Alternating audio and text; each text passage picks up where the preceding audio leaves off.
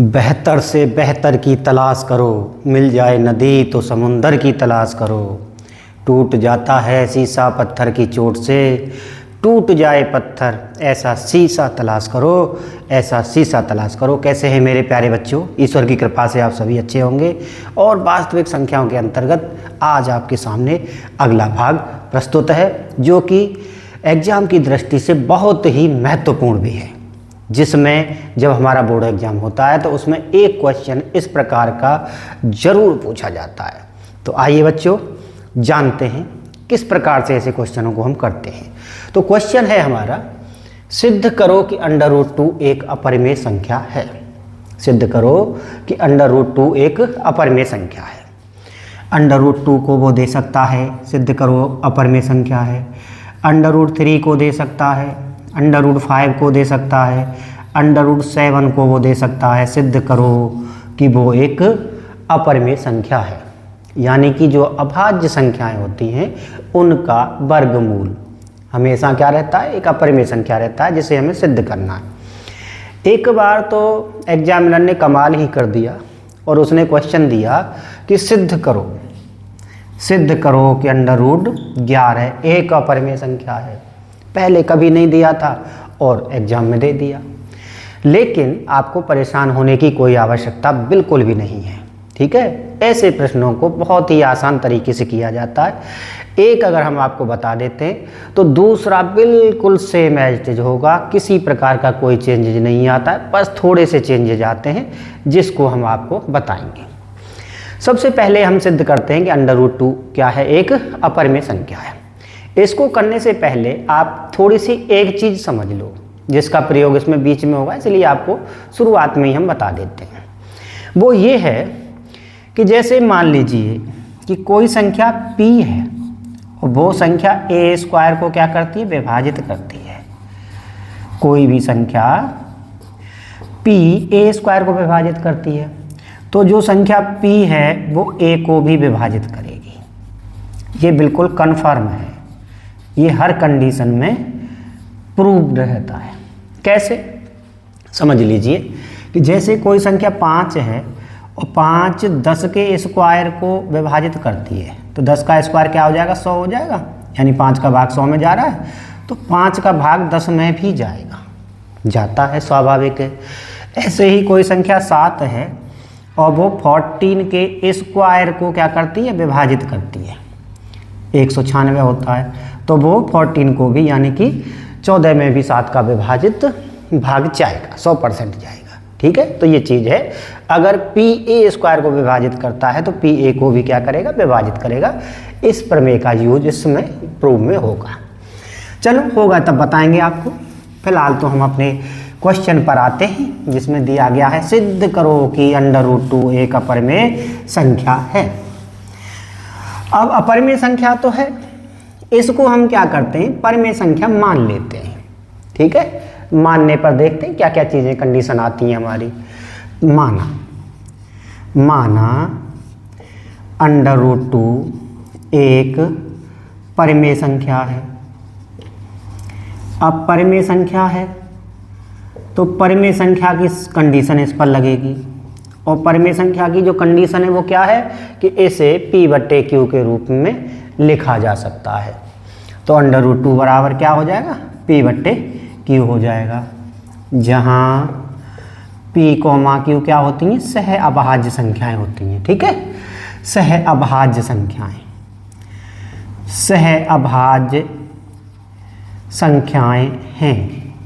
और दूसरी कंडीशन और होती है, वो q पर रहती है। वो क्या रहती है? q ≠ 0। अब आप समझ रहे होंगे कि ये सहअभाज्य संख्याएं क्या होती हैं, जिसे हम अंग्रेजी में कोप्राइम नंबर्स कहते हैं। तो इसमें क्या है कि ऐसी दो संख्याएं या ऐसी संख्याएं जिनमें एक के अलावा किसी दूसरी संख्या का भाग नहीं जाता है। जैसे मान लीजिए 2 और 3 हो गई। अब इन 2 और 3 को हम क्या कहेंगे? सहअभाज्य संख्याएं कहेंगे। सहअभाज्य संख्याओं का जो मासा होता है ना, मासा, हाईएस्ट कॉमन फैक्टर जो होता है वो हमेशा 1 आता है। उनमें 1 के अलावा किसी दूसरी संख्या का भाग नहीं जाता है, उन्हें कहते हैं हम सहअभाज्य संख्याएं। समझ आ गया, ठीक है। √2 बराबर P बट्टे Q लिख दिया। P और Q क्या है, सहभाज्य संख्या है। Q is not equal to 0, हमने इसको परिमेय संख्या मान लिया। इसके नीचे हमने 1 मान लिया और यहाँ से हमने देखा P बराबर √2 Q आ गया। ठीक है, दोनों तरफ वर्ग करने पर, दोनों तरफ वर्ग करने पर देखते हैं वर्ग करने पर क्या आता है। यहाँ से p² आ जाएगा और इधर से क्या आ जाएगा 2q² आ जाएगा और इसे हमने क्या दे दिया, समीकरण नंबर 1 दे दिया। तो यहाँ से थोड़ा सा देखिए आप कि ये जैसे p² के नीचे हम 2 ले लेते हैं। ठीक है, तो यहाँ से जो वैल्यू है, ये जो मान है वो क्या आ जाएगा, q² आ जाएगा। ठीक है, तो यहाँ से हमें पता लग रहा है कि 2 जो है किसको विभाजित कर रहा है, p² को विभाजित कर रहा है। ठीक है, अब जब 2 p² को विभाजित कर रहा है तो 2p को भी विभाजित करेगा, जैसा कि हमने अभी जान लिया है। ठीक है, तो यहाँ से हमने लिखा 2 p² को विभाजित करता है, 2 p² को क्या करता है, विभाजित करता है, लिख दिया। जब 2 p² को विभाजित कर रहा है तो स्वाभाविक सी बात है 2p को भी विभाजित करेगा, अभी हमने जान लिया है। ठीक है, विभाजित करेगा। जब 2p को विभाजित करेगा तो p का गुणनखंड 2 हो जाएगा, है ना, हो जाएगा कि नहीं हो जाएगा। अतः 2p का एक क्या है, गुणनखंड है। समझ में आ गया कि नहीं आ गया। गुणनखंड का मतलब तो यही होता है कि बस 2 का भाग p में जा रहा है, वही गुणनखंड होता है। जिस संख्या का भाग जिस संख्या में चला जाता है उसी का वो क्या होता है, गुणनखंड होता है।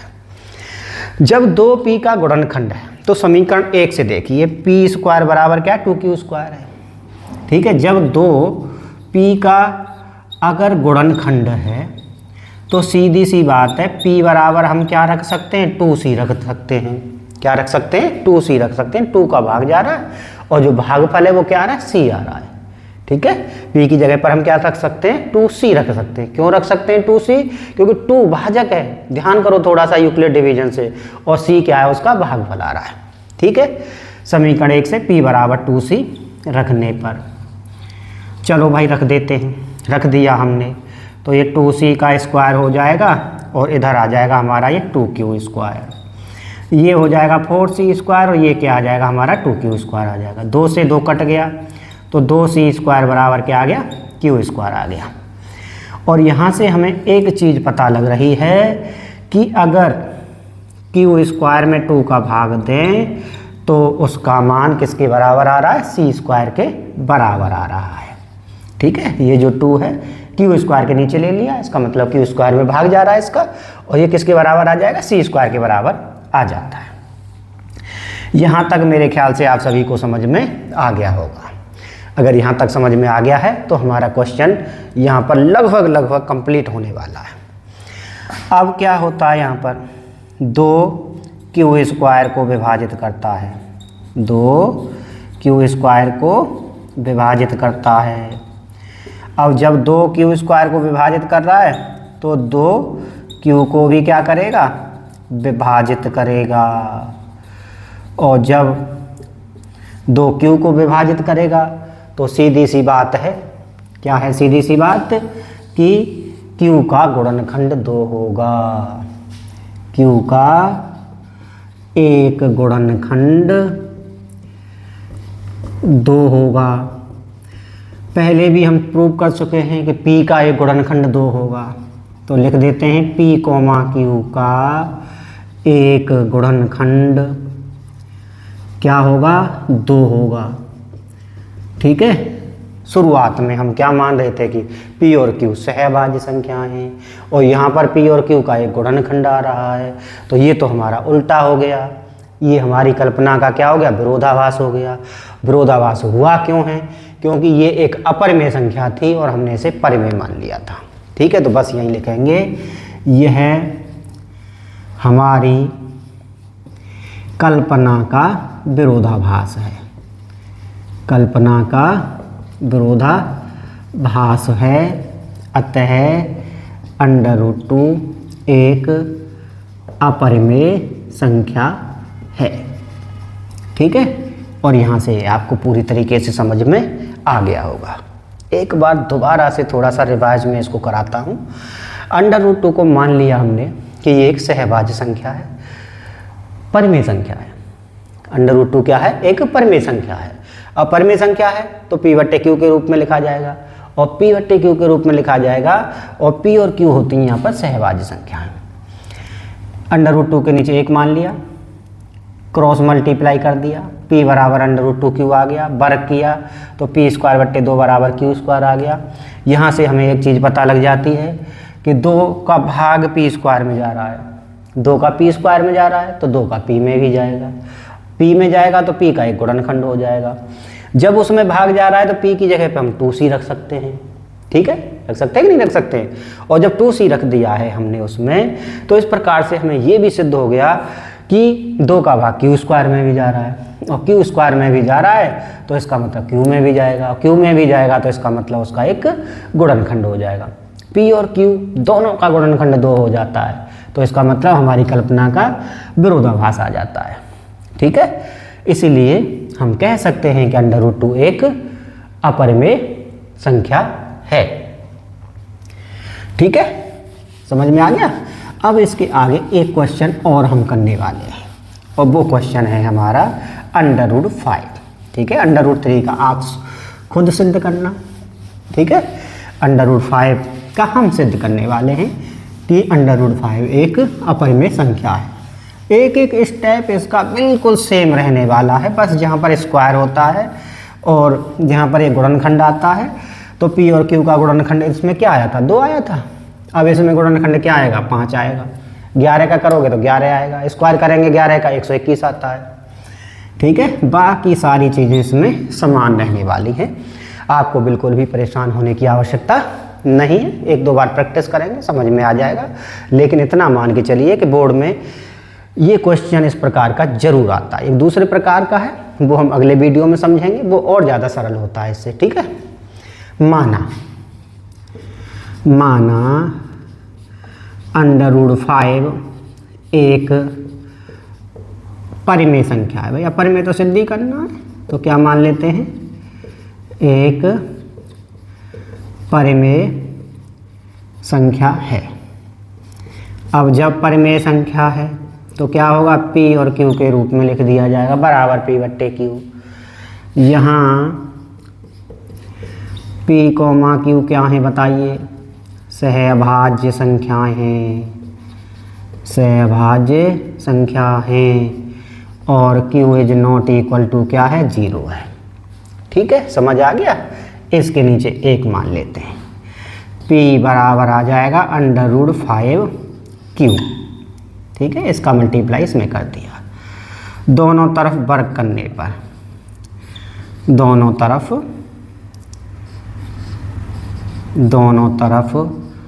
वर्ग करने पर।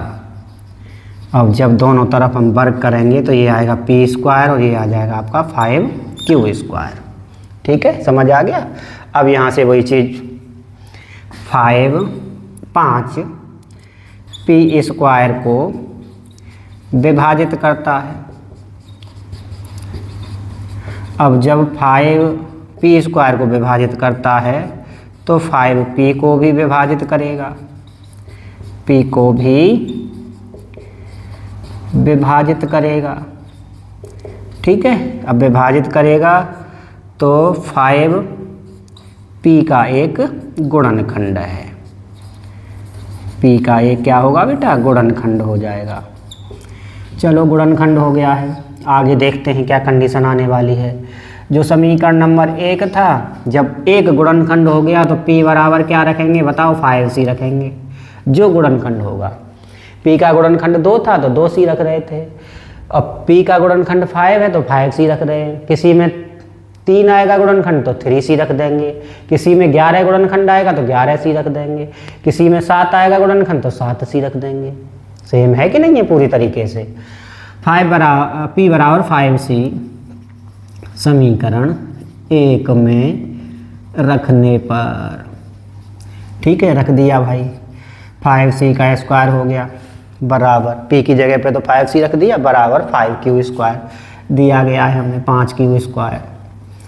25c² बराबर 5q² हो गया, 5 से काटेंगे 5 25, 5c² बराबर q² आ जाएगा। यहाँ 5 का भाग q² में जा रहा है कि नहीं जा रहा है? 5q² को विभाजित करता है, 5q को भी विभाजित करेगा, 5q को भी क्या करेगा? विभाजित करेगा। विभाजित करेगा तो 5q का एक गुणनखंड है। अब गुणनखंड हो गया बेटा, ठीक है, q का भी हो गया, p का पहले कर चुके थे। 5p, q का एक गुणनखंड है, ठीक है, गुणनखंड आ गया है। अतः यह हमारी कल्पना का विरोधाभास है, अतः यह हमारी कल्पना का विरोधाभास है। अब विरोधाभास क्यों आ रहा है? क्योंकि उल्टा माना था। अतः √5 एक अपरिमेय संख्या है, और यहाँ से आप इति सिद्धम कर सकते हो। पूरी तरीके से हमारा क्वेश्चन हो चुका है। अब आपका काम क्या है कि आप √3 का करो, √7 का करो, √11 का करो। सारी भाषा सेम रहने वाली है, बस जहाँ 5 है वहाँ 11 आता चला जाएगा। एक बार स्क्वायर होगा तो 121 आ जाएगा, 7 का स्क्वायर करेंगे तो 49 आ जाएगा। बाकी सारा सेम रहने वाला है, कोई दिक्कत आपको नहीं होगी। पूरी तरीके से आपका क्वेश्चन सही माना जाएगा और पूरे मार्क्स आपको मिलेंगे, इस बात की मुझे पूर्ण आशा है। अगला जो क्वेश्चन है कि ये अपरिमेय संख्या होगी, वो कुछ मल्टीप्लाई करेगा, कुछ डिजिट को जोड़ेगा, कुछ डिजिट को घटाएगा, इस प्रकार से देता है संयुक्त रूप में। वो कहता है कि सिद्ध करो कि ये एक अपरिमेय संख्या है। तो आज के लिए बच्चों इतना ही, बहुत बहुत धन्यवाद।